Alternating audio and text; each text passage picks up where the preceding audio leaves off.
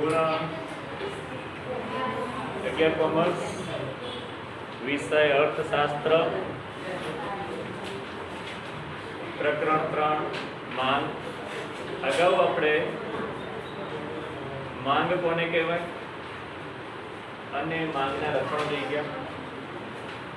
આજે જોઈએ આપણે માંગનો નિયમ, અનુસૂચિ અને આકૃતિ સાથે. માંગનો નિયમ. માંગને અસર કરતા પરિબળોને બે ભાગમાં વહેંચવામાં આવે છે. એક વસ્તુની કિંમત અને બીજું છે કિંમત સિવાયના અન્ય પરિબળો.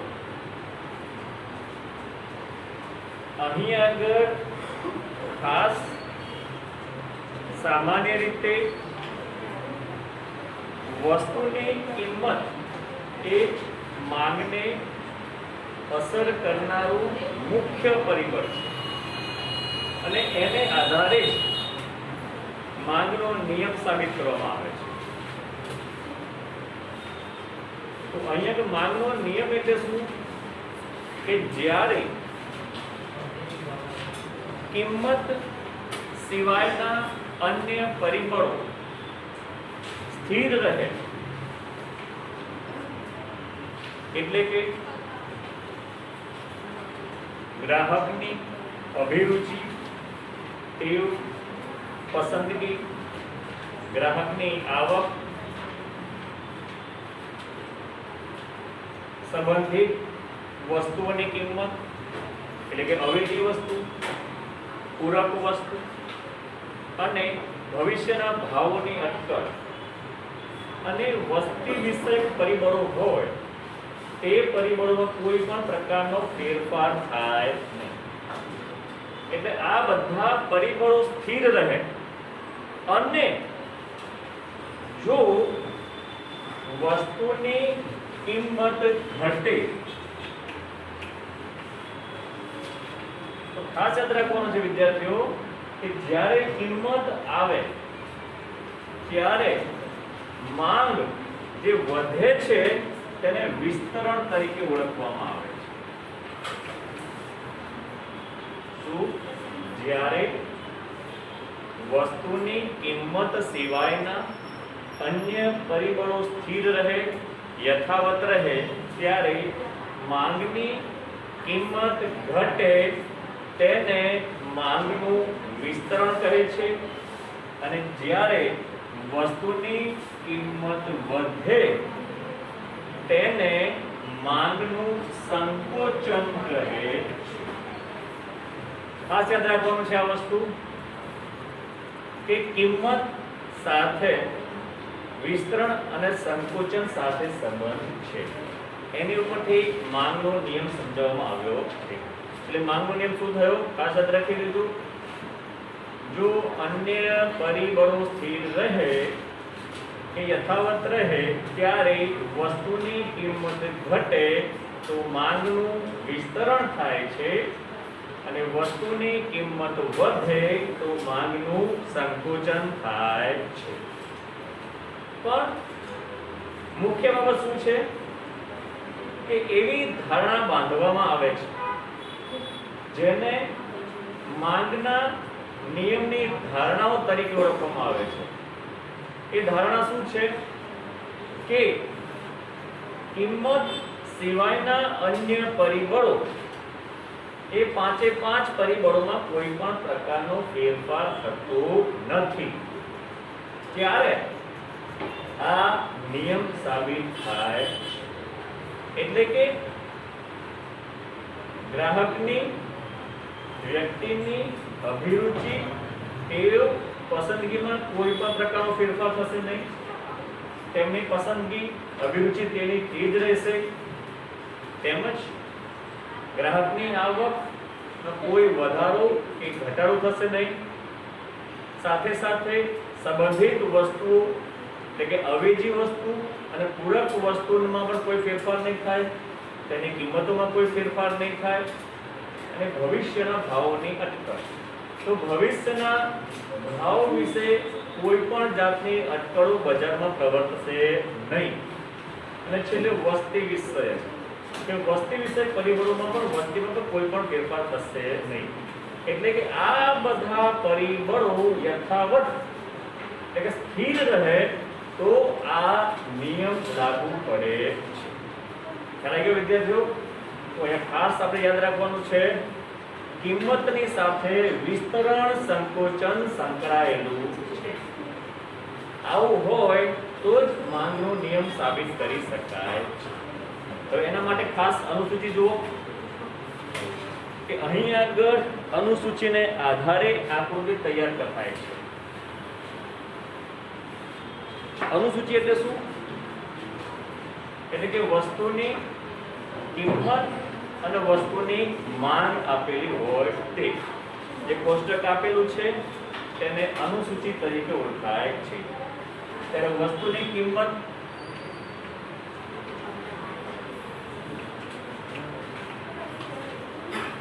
અને વસ્તુની માંગ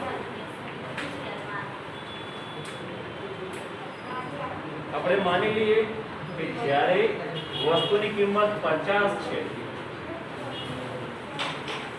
અહીંયા આગળ દૂધ આપેલું છે કે જ્યારે દૂધની કિંમત 1 લીટરના 50 રૂપિયા હોય કે ત્યારે તેની માંગ બજારમાં કેટલી છે? માત્ર 1 લીટર. ખ્યાલ આવે છે બધાને? જોજો અનુસૂચિ બધા પાછળ અવાજ નહીં. જ્યારે બજારમાં વસ્તુની કિંમત 50 થી ઘટીને 40 થાય, એટલે જ્યારે દૂધની કિંમત 50 થી ઘટીને 40 થાય ત્યારે બજારમાં તેની માંગ 2 લીટર સર્જાય છે. હજી જો ઘટે કે 40 થી ઘટીને 30 થાય તો બજારમાં તેની માંગ 3 લીટર થશે. હજી જો ઘટે કે દૂધની કિંમત 20 રૂપિયા થાય તો ત્યારે તેની માંગ 4 લીટરની થશે. જ્યારે 10 રૂપિયા હોય ત્યારે 5 લીટર. એટલે આની પર સ્પષ્ટ આપણે જોઈ શકીએ છીએ કે વસ્તુની કિંમત જેમ જેમ ઘટતી જાય છે તેમ તેમ વસ્તુની માંગનું વિસ્તરણ થતું જોવા મળે છે. ખ્યાલ આવી ગયો? બરોબર. આ આપણે આંકડાકીય માહિતીની દ્રષ્ટિએ માંગનો નિયમ સાબિત કર્યો. હવે આપણે આ જ વસ્તુને આકૃતિના સ્વરૂપમાં રજૂ કરીએ. આકૃતિ દ્વારા જોઈએ. હંમેશા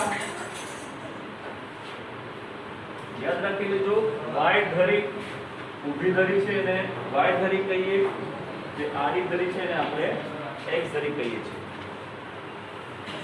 વાય ધરી ઉપર વસ્તુની કિંમત દર્શાવીશું અને એક્સ ધરી પર વસ્તુની માંગ દર્શાવાય છે. વસ્તુની કિંમત 10 રૂપિયાથી ઓછામાં ઓછી શરૂ થાય છે. અહીંયા 0 થી લઈને 10, 20, 30, 40, 50. તેવી જ રીતે વસ્તુની માંગ 0 થી ચાલુ કરીને 1, 2, 3, 4 અને 5. હવે આ અનુસૂચિને આપણે આકૃતિમાં પરિવર્તન કરીએ તો જુઓ કે જ્યારે વસ્તુની કિંમત 50 છે ત્યારે માંગ કેટલી છે? 1 લીટર. તો અહીંયા આગળ વસ્તુની કિંમત ક્યાં છે? 50. માંગ ક્યાં છે? 1.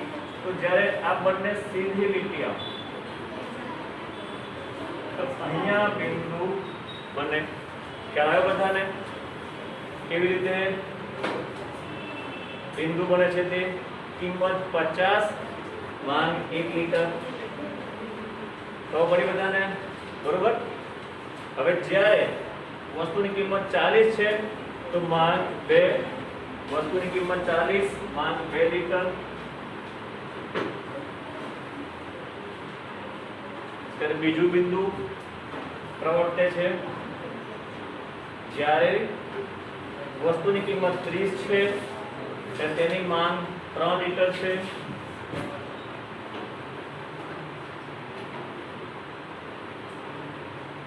ત્યારે ત્રીજું બિંદુ વસ્તુની કિંમત 20 છે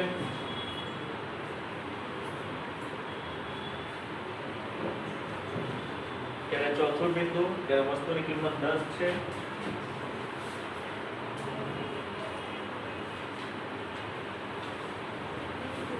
હવે માંગ રેખા દરેક બિંદુને એકબીજા સાથે જોડતા આપણને માંગ રેખા પ્રાપ્ત થાય છે.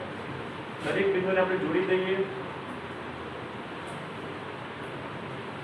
આ બની તેને માંગ રેખા કહેવામાં આવે છે. અહીં તમારે બિંદુ શરૂઆત ક્યાંથી થાય છે? શરૂઆત અહીંથી થાય છે. તો જ્યાં શરૂઆત થતી હોય ત્યાં એ બિંદુ પ્રવર્તે. પછી કયું બિંદુ આવે છે? 40 બે વચ્ચે બી સી ડી અને E. ખ્યાલ આવી વિદ્યાર્થીઓ? તો અહીં આપણે યાદ રાખવાનું છે, યાદ રાખજો વાક્ય કહું એ જ્યારે વસ્તુની કિંમતમાં ફેરફાર થવાથી માંગ રેખા સર્જાય છે. તે કેવી રીતે સર્જાય છે? જો અહીંયા માંગ રેખા ડાબી બાજુથી જમણી બાજુ, આ ડાબી બાજુ છે, આ જમણી બાજુ છે. માંગ રેખા ડાબી બાજુથી જમણી બાજુ નીચેની તરફ ઢળે તેને ઋણ ઢાળ વાળી રેખા કહે છે. યાદ રાખજો વસ્તુ છે, વાક્ય બોલ્યો શું? ડાબી બાજુથી જમણી બાજુ ઉપરથી નીચેની તરફ ઢળે તેને ઋણ ઢાળ વાળી. યાદ રાખજો. અને કયા ઢાળ રેખા કહે છે? ઋણ ઢાળ વાળી માંગ રેખા કહે છે. અહીંયા તમને એવું પૂછે કે માંગ રેખાનો ઢાળ કેવો હોય છે? તમે શું કહેશો? ઋણ ઢાળ. પછી એવું પૂછે કદાચ કે ઋણ ઢાળ વાળી રેખા કેવી હોય છે? શું કહેવાનું તમારે? ઋણ ઢાળ વાળી રેખા કેવી હોય? ચલો શ્રદ્ધાબેન બોલો જો.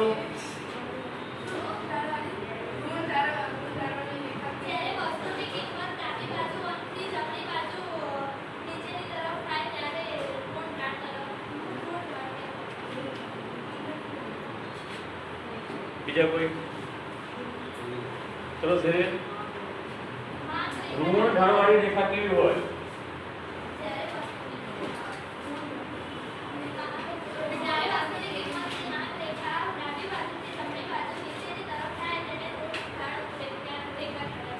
હા, યાદ રાખો, બેસો, યાદ રાખજો.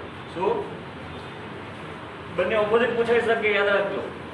માંગ રેખા કેવી હોય છે તેમ પણ પૂછી શકે અને ઋણ ઢાળ વાળી રેખા કેવી હોય છે તેમ પણ પૂછી શકાય. તો ત્રીજી વસ્તુ શું યાદ રાખજો? અહીંયા ધ્યાન. ત્રીજી વસ્તુ માંગ અને કિંમત વચ્ચે વ્યસ્ત સંબંધ છે. વ્યસ્ત એટલે શું?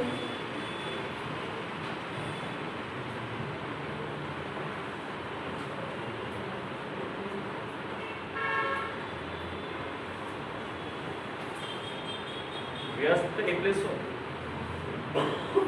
વ્યસ્ત એટલે વિરુદ્ધ. વ્યસ્ત એટલે વિરુદ્ધ. કેવી રીતે વિરુદ્ધ થયો? જો એકમાં ઘટાડો થાય તો બીજામાં વધારો. ત્રીજું વાક્ય યાદ રાખવાનું. શું? માંગ અને કિંમત વચ્ચે વ્યસ્ત સંબંધ છે. ખ્યાલ આવી ગયો? આ ત્રણ વાક્ય યાદ રાખવાના છે. માંગ રેખા કેવી હોય તે,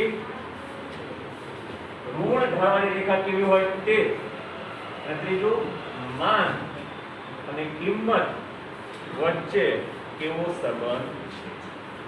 ખ્યાલ આવી ગયો માનનો નિયમ? ક્લિયર?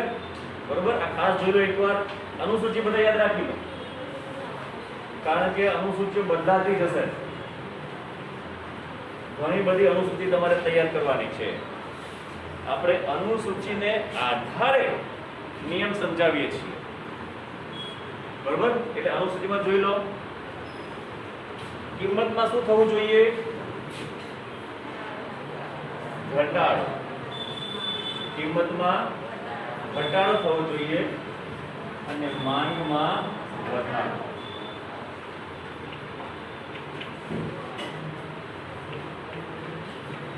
ખ્યાલ આવે બધાને? બરોબર. હજી આનાથી આગળ પુરવઠો આવશે, આમાં વિરુદ્ધની પરિસ્થિતિ આવે છે. બે વસ્તુ ભેગી ના થઈ જાય. અનુસૂચિ તૈયાર કરતી વખતે બે વસ્તુ ભેગી ના થાય તે ખાસ ધ્યાન રાખવાનું છે. એટલે ધ્યાનથી એકવાર ધ્યાનથી આ અનુસૂચિ જોઈ લો. લિસ્ટ ટીક કર્યું છે ફોર્મમાં, નોટિયામાં ટેબલ પર ધ્યાનથી અનુસૂચિ જોઈ લો બધા એકવાર. બરોબર. ખાસ યાદ રાખી લેજો, માંગની અંદર જે પ્રકારે છે એના અંદર પુરવઠામાં આનાથી વિરુદ્ધની પરિસ્થિતિ આવે છે.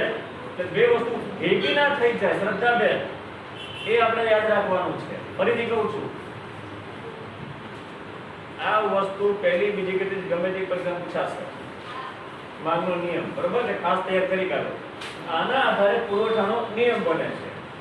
બરોબર. એટલે ખાસ એકવાર અનુસૂચિ જોઈ લો અને આકૃતિ જોઈ લો. બરોબર. અનુસૂચિ ખાસ યાદ રાખી લેજો.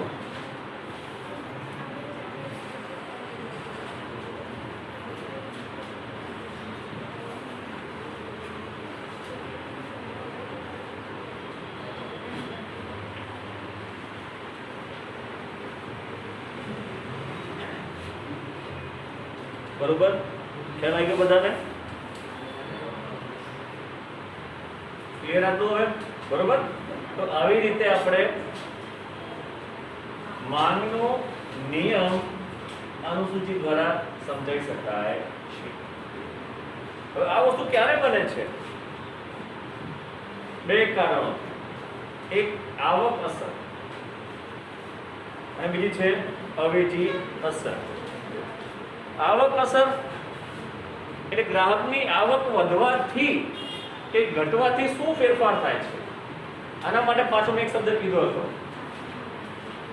એક શબ્દ યાદ રાખવાનું કીધું હતું. ત્યારે ગ્રાહકની આવક આવે ત્યારે કયો શબ્દ યાદ રાખવાનો છે? બીજો પાછો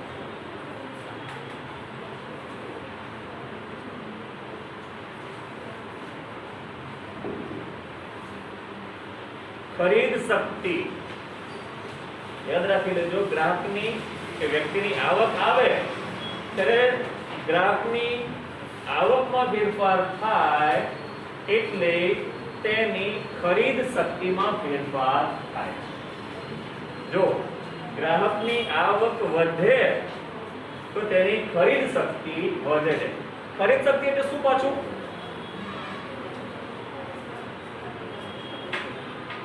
ખરીદ શક્તિ, શક્તિ એટલે સાદી ભાષામાં કહીએ તો તાકાત. શક્તિ એટલે તાકાત, એટલે વસ્તુ ખરીદવાની તાકાત. સિમ્પલ છે. ગ્રાહકની આવક વધારે હોય તો વધારે વસ્તુ ખરીદી શકે, અને આપણે અર્થશાસ્ત્રની ભાષામાં એને ખરીદ શક્તિ કહીએ છીએ. ખ્યાલ આવ્યો? અને ગ્રાહકની આવક ઓછી હોય તો વસ્તુ ઓછી ખરીદી શકે. ખ્યાલ આવ્યો? એટલે કે ગ્રાહકની આવક ને કારણે આ વસ્તુ સર્જાય છે. અને બીજું અવેજી અસર જોયું તો આપણે, એક વસ્તુના બદલામાં બીજી વસ્તુ વાપરી શકાય તેને આપણે અવેજી અસર કહીએ છીએ. એટલે કે કોઈ એક વસ્તુની કિંમતમાં ફેરફાર થાય તેને કારણે બીજી અવેજી વસ્તુની માંગમાં ફેરફાર થતો હોય છે. અને અવેજી વસ્તુની કિંમતમાં ફેરફાર થાય તો મૂળ વસ્તુની માંગમાં ફેરફાર થતો હોય છે. આપણે જોયું હતું ચોખામાં, જોયું હતું આપણે બાસમતી ચોખા અને સાદા ચોખા જોયું હતું. બાઈક અને પેટ્રોલ વસ્તુ જોઈ હતી પૂરક વસ્તુની અંદર. એટલે આવી રીતે આવક અસર અને અવેજી અસરને કારણે થઈને પણ માંગનો નિયમ સાબિત થાય છે. બરોબર, ખ્યાલ આવી ગયો? બરોબર.